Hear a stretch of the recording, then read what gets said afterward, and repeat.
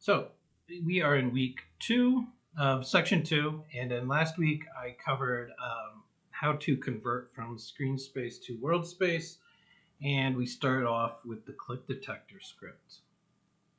So let me just go to a new scene. I just do a new scene. Right now I don't want to see all this stuff.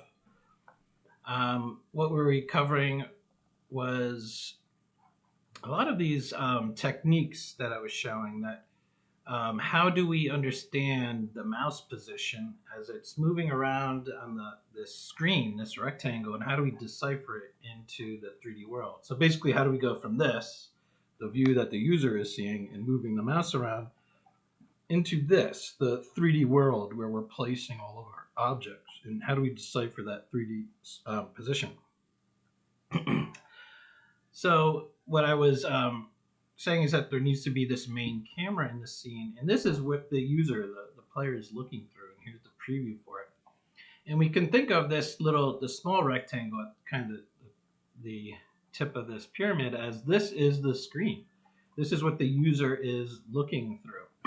So as I rotate the camera, maybe it'll be a little apparent, like you can see the main camera changing, and you see how this kind of pyramid shape is moving as the camera alignment is changing. So you can think of the user as moving their mouse around in this little rectangle here, screen space, the monitor. And then how do we translate it out into the world? How do we figure out the world space? So some of the techniques I was looking at had to deal with the physics system, had to deal with the fact that we're interpreting the mouse position, the X and the Y, and then shooting a ray out into the world. So if it was in this down corner here, based on the alignment of the camera, it would shoot downward in this pyramid shape. And if it was like in the dead center of this rectangle, it would shoot out into the dead center of this pyramid. So these rays you can think of as like vectors, like physics vectors, where like they're calculating out this like line of projection from this screen space into the world space. So we were looking at some different techniques, like this screen point to ray, which we needed a plane. We needed to hit something. We needed a collider. So I was showing you like how I was making a plane and like rotating it toward the camera, and it had a collider on it, so that when it was the mouse was hovering over it, we had a collider to hit to have our physics interaction.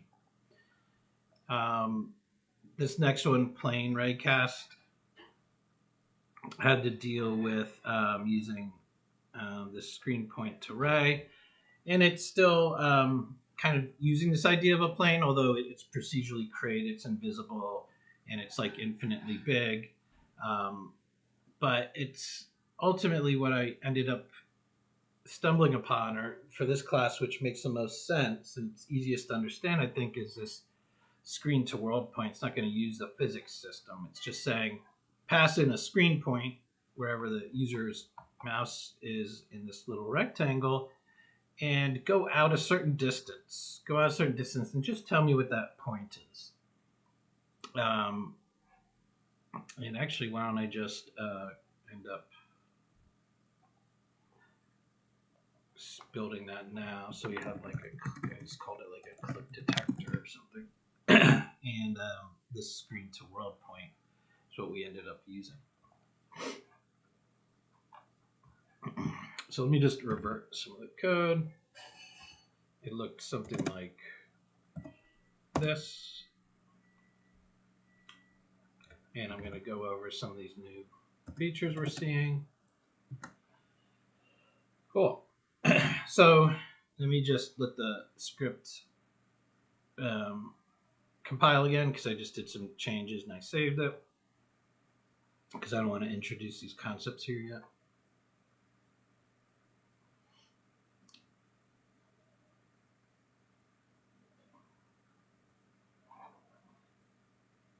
I should be done compiling soon. Anyway, I'll let it compile in the background. But what we have here is our using libraries, our namespaces that we're pulling in. This is our class, our main class. you probably have maybe a simpler name. I have like a lot of these scripts, so you keep like making a more descriptive name. But this is the name of like our main class that will be created as an object.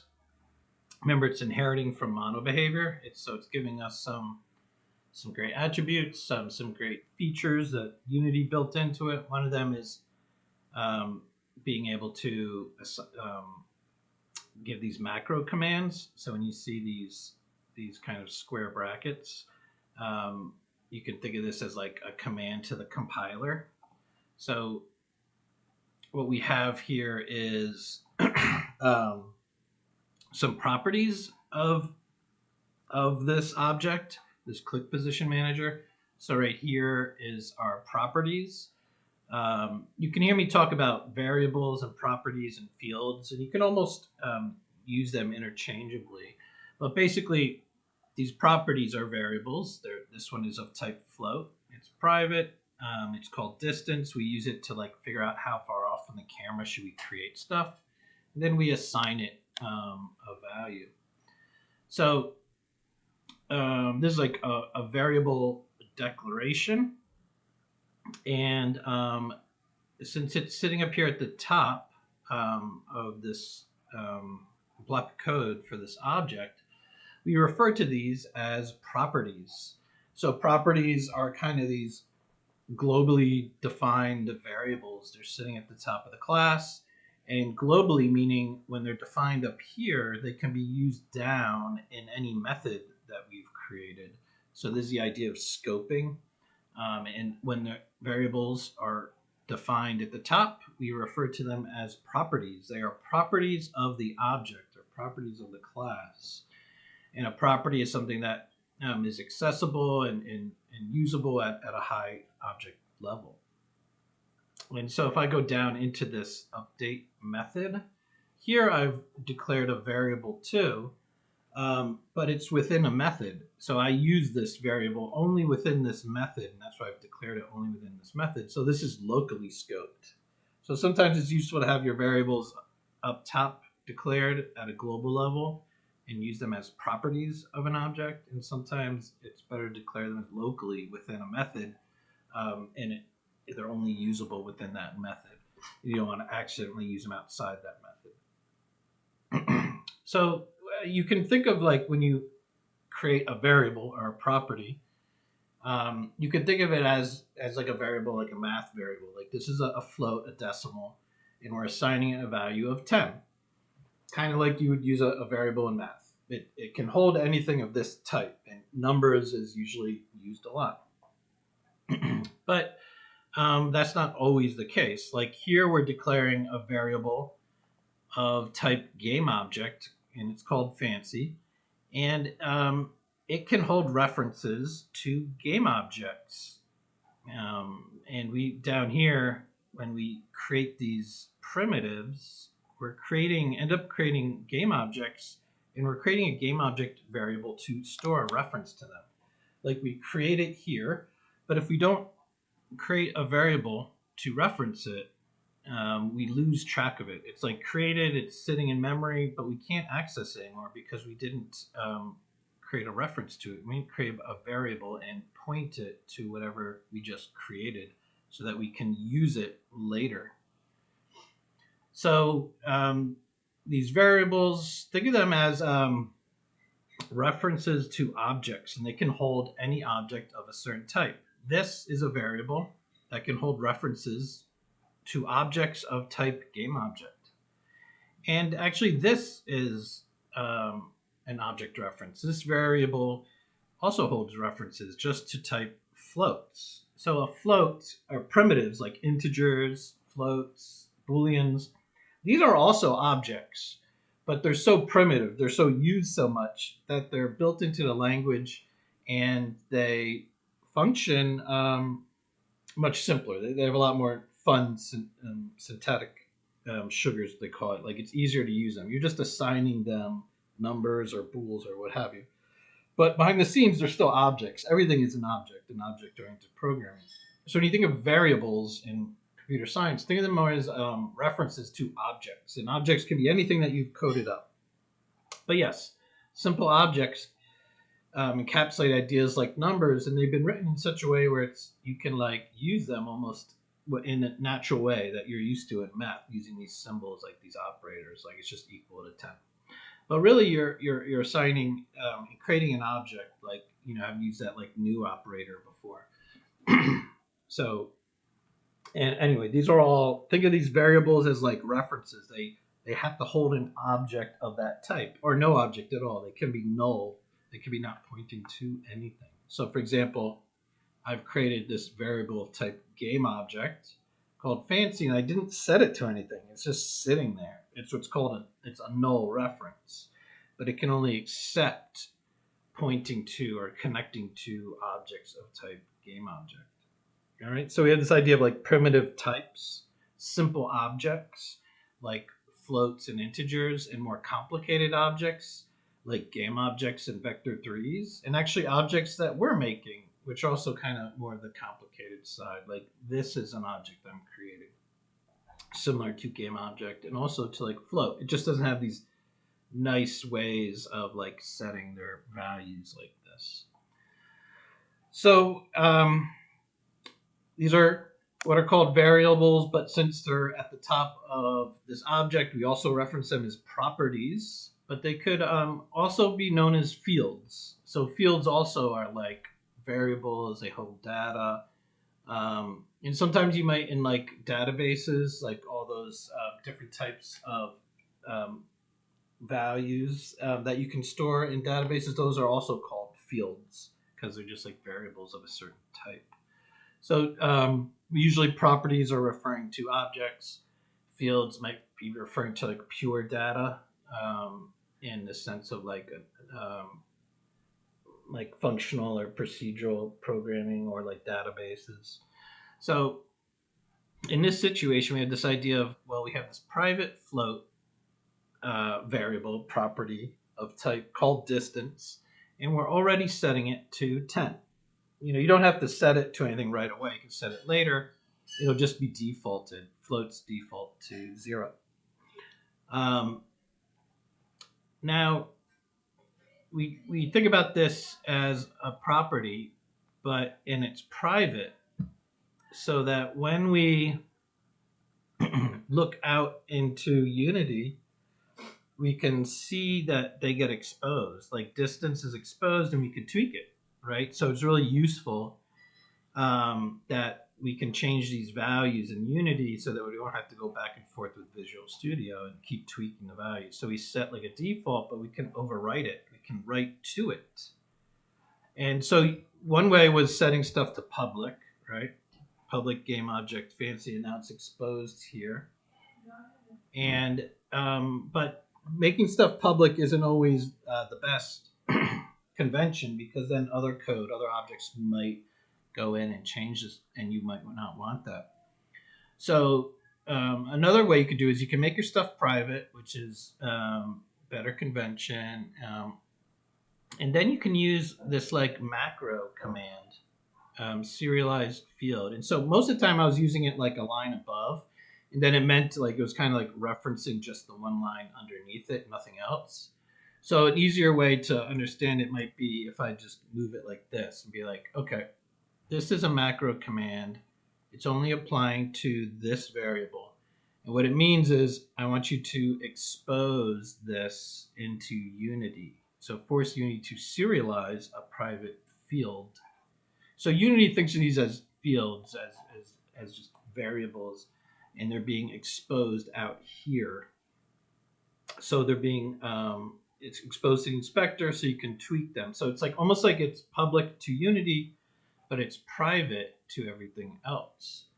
So that's why it's called serialized field. So here it's a field, which is like kind of like a variable, like a property, but we're thinking of it just kind of like in a pure data sense, not in the object sense. So it's kind of, they call it a field. And then there's this idea of serialize. So as IT students, you'll be exposed to networking, and you'll be exposed to these ideas of serialize and deserialize. You can think of it as like when you have to save something to your hard drive, or when you have to send like a file, if you send an email, or if you're playing like a multiplayer game and you're sending data to another computer, your data here, we're treating it as objects, but the code gets compiled down into binary and run on the CPU. And when you save it to your hard drive too, it gets converted to binary. It's just a series of ones or zeros, yeses or nos. So this idea of serialize and deserialize is like going from this object-oriented, or it's used a lot in like JSON objects, like when you're sending data over web browsers. So it's like all this data about this object, all these properties, are wrapped up as an object or as a JSON object in web, and like it has to be broken down into a series of bits, binary code, and sent over the network, sent as an electrical signal, or saved as like magnetic little scores on a hard disk, and then needs to be translated back into this form, something like it's the properties. It's an object that has defined variables that can be run in an application. So this serialize and deserialize is kind of like how that data is ported over from our code over here and then exposed in Unity Inspector, and you can tweak it. It can be changed and written back to our objects. So anyway, that's just why it's called serialized field, but this is a macro with these sharp these straight brackets. All right, and you can ignore the rotation, and then these are private. These I was working on last week, and I was saying this is how I was getting that like ping-pongy effect of having the painted objects move back and forth. So I think if I click play, it might be all set up for that. I just changed this distance, changed a little bit less. Now we see the objects are coming toward us and away from us in this pattern, and it's moving between this min and max, right? And if I just zero this out, it's just like we're painting at a fixed scale, and I can move this distance farther, closer from the camera. So all of these properties that are accessible and throughout the methods are really being used in this big update method. And if you remember, this is coming from all behavior, and it's being called as many times as possible every frame, our little section of a second that we can run our code. So here we're checking if there's user input, calling the input class, calling get mouse button down. So this was, remember we were talking about enumerations and passing all these key codes. Well, here I'm just using the simpler method, get mouse button or get mouse button down. And so this is only true when you first click down and saying, okay, which mouse button? And these are just integers we're passing in, 0 for left mouse button, 1 for right. So this is true when we're just first clicking left, or this expression could be valued to true if we're holding down the right mouse button. This is my little ping-pongy code. This is what's causing us to like move away or toward the camera. I'm going to cover that later. And here we're declaring a local variable of type vector 3, and we use it later to figure out where to place the object that we're creating. So we're just calling it click position, and we're setting it to something. But we're setting it to -1, -1, -1. So you could think of it like saying I'm creating a new object of type vector 3, and I'm setting it to -1, -1, -1 for x, y, z. And my shorthand way was here saying, well, I can get access to a few like pre-built vector 3s that are used a lot. Vector 3.1 is a static property. Static meaning that I could just call it right on the class, and I don't need an object of vector 3. Just go right to the class, say, hey, call the property called 1, and it'll return a vector of 1, 1, 1. Behind the scenes, it like had already created it and then passed me a copy, but since it's used a lot, here is the static property to get access to it, and then putting a negative in front of it is like saying multiply it by -1. And so the vector3 knows how to handle math operations. And so it just multiplies each x, y, and z by -1. So our next step is that we're going to use the main camera. So if you remember, we have a main camera in the scene. It's tagged as main camera. Tags are very useful to identify stuff besides the actual names of objects or the layer that they're on. And we have this camera component, and we're going to call a method on it. And if you remember, I showed that you can kind of click this question mark, and you can go to the Unity manual and read about something, or switch to the scripting API and see all the methods and properties of this object.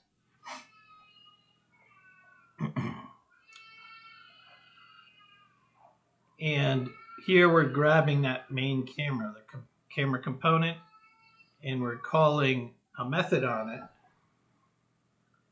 And we're calling this screen to world point. We're not using that physics system anymore. We're just saying, hey, give me a position, a screen position, and tell me the distance that you want to transform it off of. Basically, where in the world space do you want to try to find a point? So, wherever the mouse is moving in this screen, this rectangle, how far off do you want to try to look out and try to find a point in 3D space? So it requires a vector3. So here we're taking the mouse position, which is a vector3, but that z value is nothing. It just has an x and a y that's really important. And we do vector addition, and we're going to add it to another vector. And here we're just creating a new vector object of type vector3. We're not like storing a reference to it. We're just creating it and just doing addition with it and basically tossing it away.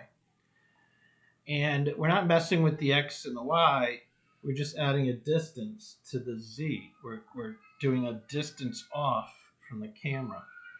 So I set this to 10 units by default, but we may end up changing it throughout the course of the runtime, increasing or decreasing it. So if it was just 10 over and over again, I could probably just create a vector, like one vector3 once, and just put a 10 in here and just use it over and over.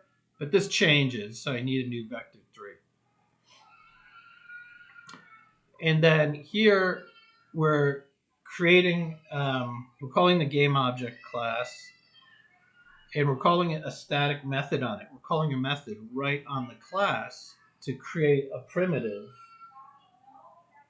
And here is an enumeration. We talked about that as a listing or a mapping of strings to integers. And this is really useful when you want to give just a list, a predefined list of users of what to use. So I'll select sphere. And this is the same as going up and selecting from here as well. But when this creates a game object, it just creates it and that's it. So we have to create a variable, a reference to it. So we create a variable type game object. We have to name it and we assign it to whatever we created so that we could reference it later. And so here we are referencing it. Whatever we just created, use the dot operator, go into one of its object's properties, and go to the property transform. And that's going to point to the transform component object. Since every game object must have a transform component object, we have this nice handy little property that goes right to it. And then we go to the position, which is a vector3, it's the world position. And whatever we figured out from the screen to world point, we throw that into there. And then that's how we place the object. Now, actually, that's the end of the review, I should say. And I'm going to go into some new stuff here. So unless there's any questions, I'm just going to stop the review.